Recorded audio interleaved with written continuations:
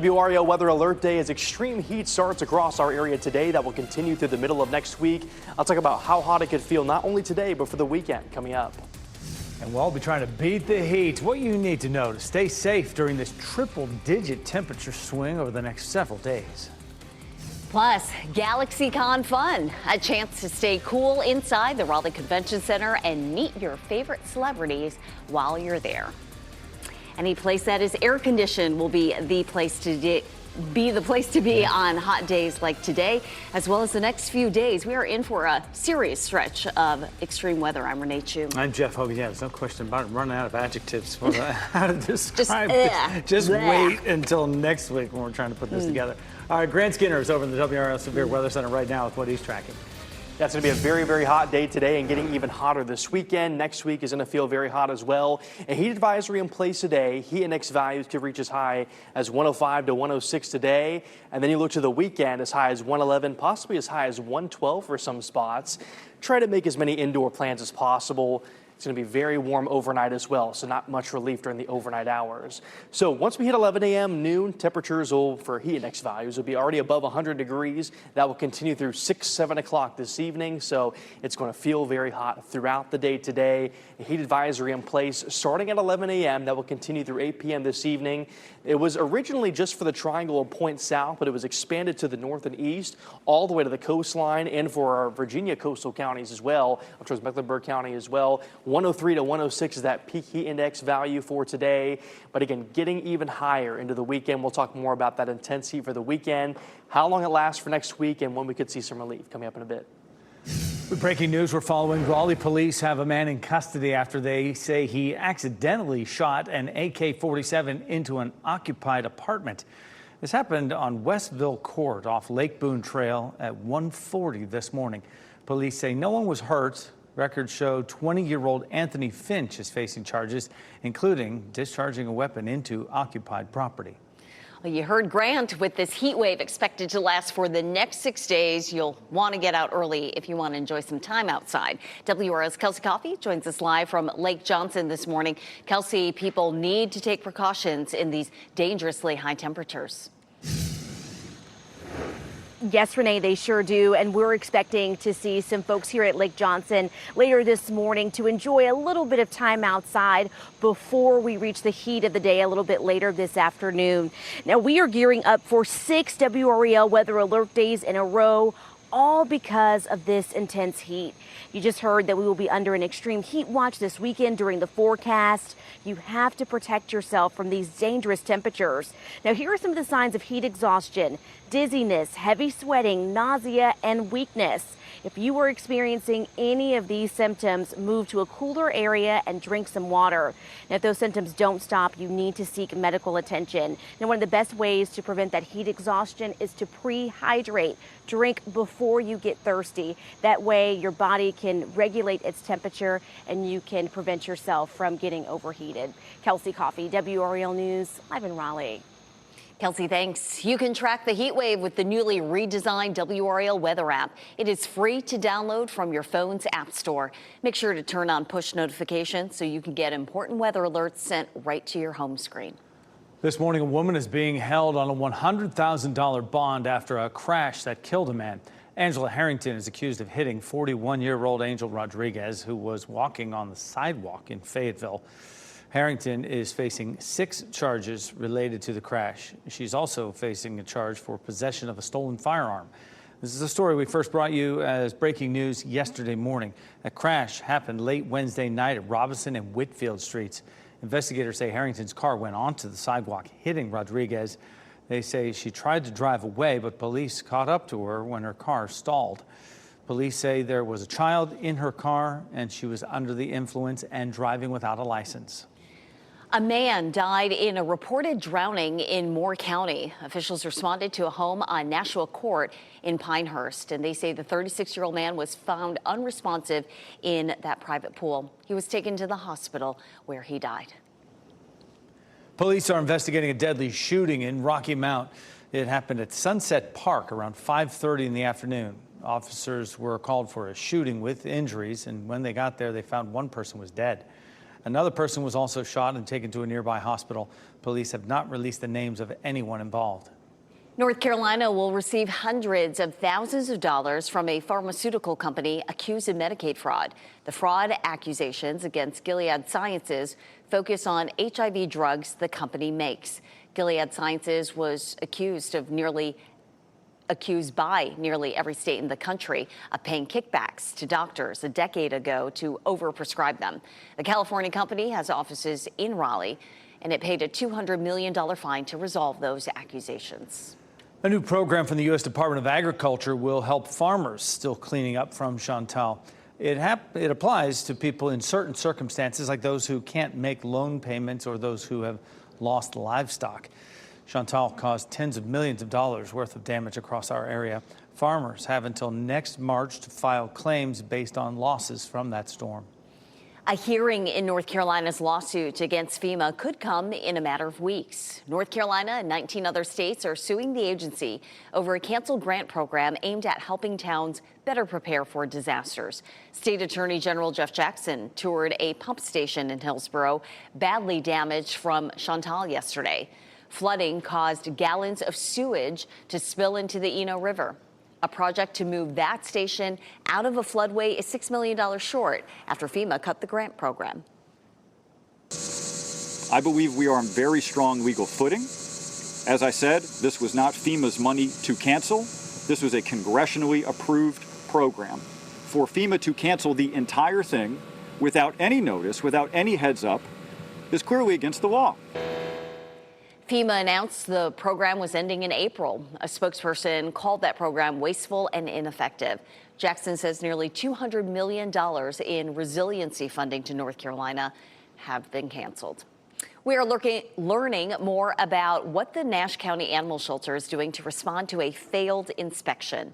Inspectors found a dead kitten and say the facility was dirty and there was no veterinarian on site. A county spokesperson says it's working to correct the issues by hiring more staff and putting in better oversight procedures. The county says the nearly $600,000 budget will cover most of the staffing additions and fines. They will adjust it to cover 2 part-time positions. Holly Springs is saying farewell to drone delivery company Flytrex. The company made an announcement on its app last week. It says it has wrapped up deliveries for the town for now. WRAL covered the start of Flytrex operations in Holly Springs. That was in 2018. It was part of a pilot partnership with the North Carolina Department of Transportation and the FAA. The Holly Springs mayor said the announcement caught him by surprise. I'm not aware of any conversations with it right now as far as bringing something back in, but if there are some companies who want to come out there, we'd love them to reach out to our economic development department and let's talk about it. Flytrex says it would like to continue serving communities like Holly Springs in the future. More federal workers will be moving to Raleigh. The U.S. Department of Agriculture will shift more than half of its workforce out of the D.C. area.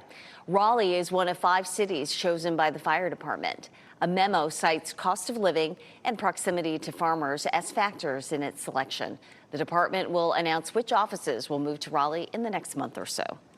Go Triangle is celebrating the new Raleigh Union bus station this morning. The station's on West Hargett Street next to the Raleigh Union train station. It'll serve as the new hub for Go Triangle. There'll be a ribbon cutting at 10 this morning, and Go Triangle is offering tours of the new facility. There'll also be giveaways, music, food trucks, and more. Service from the Raleigh Union bus station begins August 3rd. Asheville's making big strides in its Helene recovery. Visit Asheville shared these pictures of Biltmore Village on social media. The popular dining and shopping district was destroyed by Helene in late September. Asheville's Tourism Bureau says more than 70 shops, galleries, and inns are now open in the Biltmore Village area. This morning, the largest event at the Raleigh Convention Center is underway. Day 2 of GalaxyCon. It comes as we approach a weekend of extreme heat. WRAL's Ali Kadlubar is live at the convention center right now. And Ali, long lines will be out there outside the building today, right?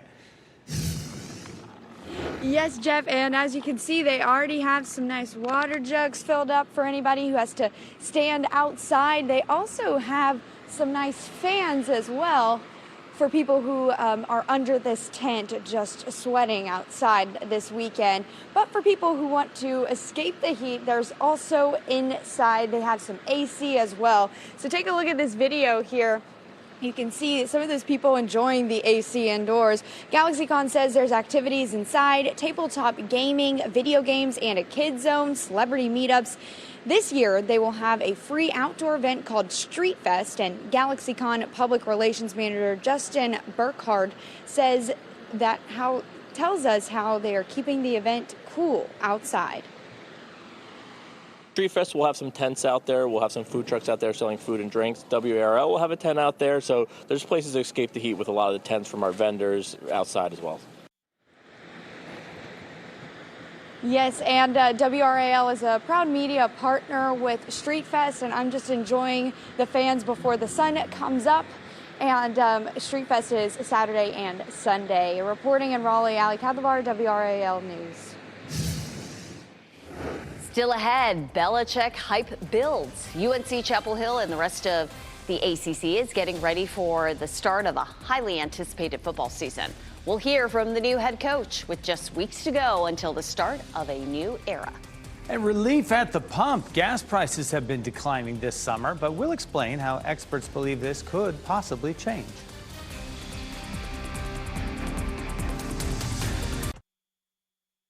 From the WRAL Severe Weather Center, North Carolina's most experienced team of meteorologists.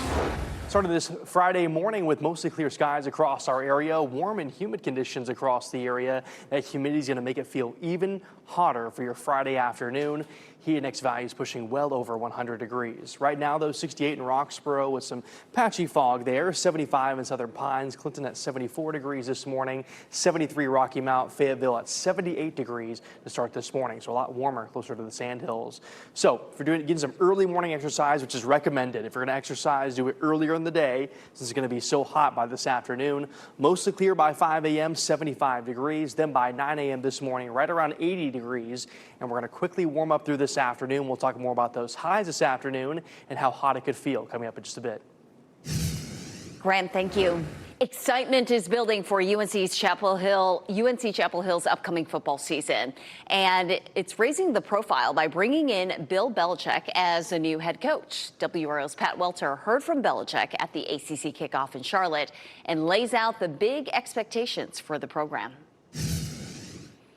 You should have got a bigger room, Brandon. It was almost like he'd done this before. How are we doing? Great, good.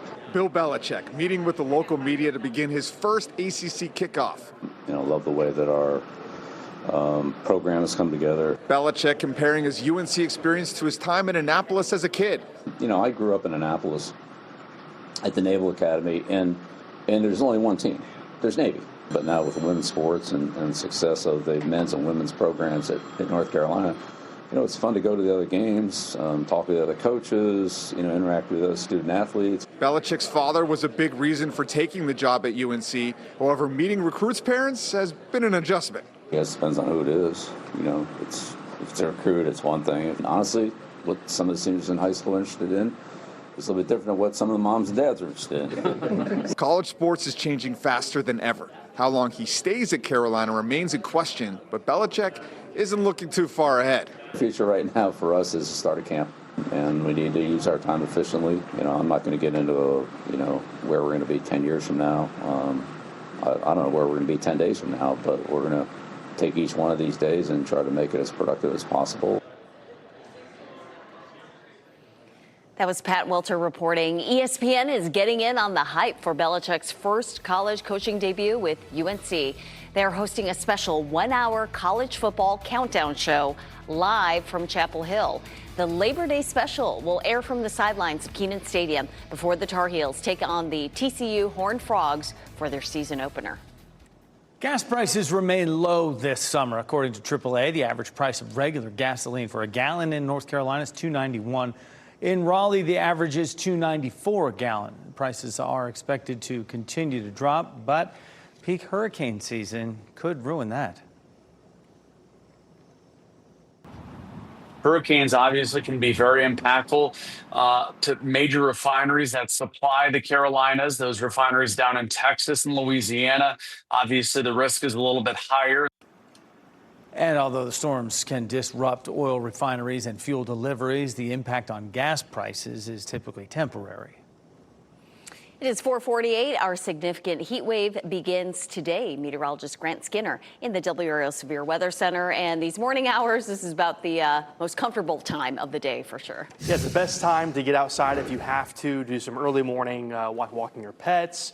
Just to be any outdoor activities, now is the time to do it because later today it's going to be very hot, and actually today's going to be the coolest day, and it's hard to say the word cool, but it's going to be the coolest day out of all the days we'll have over the next 6 days because we have WRAL weather alert days each day all the way through Wednesday. Goldsboro, it's quiet right now, mostly clear skies. It's warm and humid out there, 76 in Raleigh. Goldsboro is at 73, South Hill at 71, so it's warmer than it was yesterday morning, and that's because we have a lot of humidity in place. We have a changing pattern overall. High pressure is building into the region, and with that, it will feel hotter outside. Dew points now climbing into the mid-70s across much of our area, and we'll stay in the low to mid-70s into this afternoon for our dew points. So again, with the humidity tacked on this afternoon, highs are going to sit in the mid to upper 90s. But with the humidity factored in, it's going to feel even hotter, feeling like 105 in Raleigh and in Benson by this afternoon. Fayetteville 108, Durham at 104, South Hill 104 degrees for that heat index. So it's going to feel very hot out there. It's going to be important to stay hydrated throughout the day, even whenever you're not outside, just so you're staying hydrated if you have to go outside. Heat advisory in place for the entire area from 11 a.m. through 8 p.m. this evening. Peak heat index values between 103 and 106 degrees. Now, we could see some brief relief for a few spots. I think that best rain chance is going to be closer to the Sandhills and points to the south and east. We'll leave it around a 10 to 20% rain chance, but most places, like yesterday, will remain dry. By this weekend, as the high pressure continues to build and extreme heat watch is in place for both Saturday and Sunday, we could see peak heat index values up to 110 to 112 degrees for some spots across our area. So extreme heat for the weekend. Intense heat continues into next week as well. Could see highs at around 101 degrees into Tuesday and Wednesday. Small chances for showers and storms. Could see a slightly higher rain chance by Monday, but overall intense heat until we get to Thursday. We finally get our next front and a bit higher of a rain chance as well. All right, thanks, Grant. Coming up next, a Hollywood classic returns. Apollo 13 is returning to theaters for its 30th anniversary. We'll show you how fans of the movie will get to experience it in a way they never have before. And back to school shopping, why some parents are getting ready for their kids earlier than ever.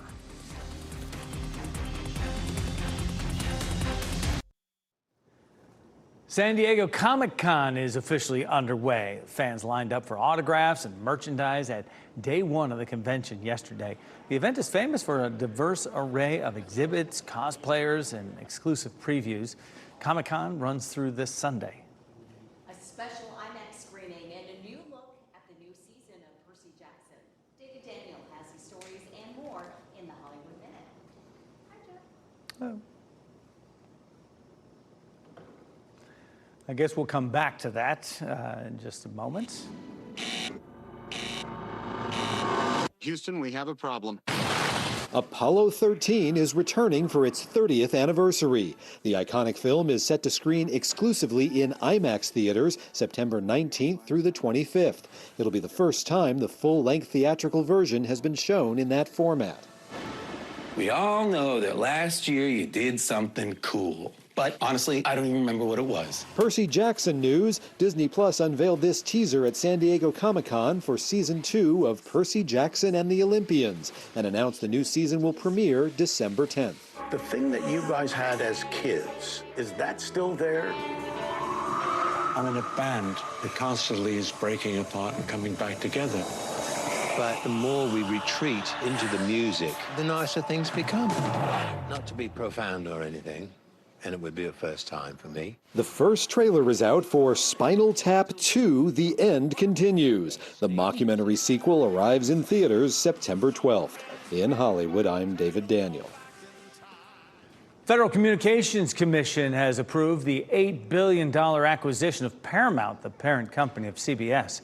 The sale to Skydance Media comes on the heels of a $16 million settlement between President Donald Trump and CBS News over a 60 Minutes interview with then Vice President Kamala Harris.